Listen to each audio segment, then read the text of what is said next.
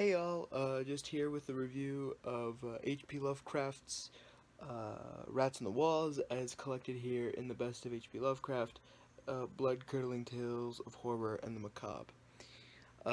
In the story, a man named Delapore moves into his ancestors' estate, and he becomes the more as the story goes on, he starts hearing things in the walls, and the more he delves in, the more he realizes that the house has a dark connection to his family line.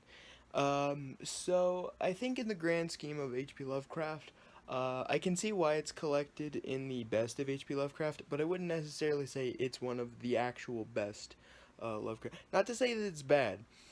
I'm just saying that it's probably, if I were ranking H.P. Lovecraft stories on like a tier list, Rats on the Walls would probably be like a high B tier story.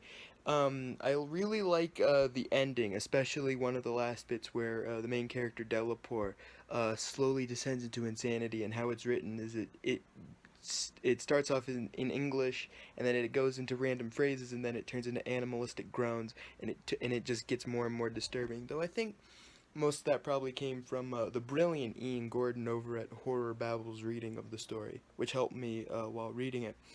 I think the mystery is pretty decent, but unfortunately, the name of one of the cats, which is unfortunately N-word man, and I will not say that word because I'm not racist, is it does drag down the story because once he introduces that character, he will never stop using that character's name, and so yeah, that does kind of drag it down to maybe like a B tier, but I would say that it is still probably worth a good read. So anyway, yeah, that's my quick review of H.P. Lovecraft's Rats on the Walls. Next up, we'll be covering which one is it?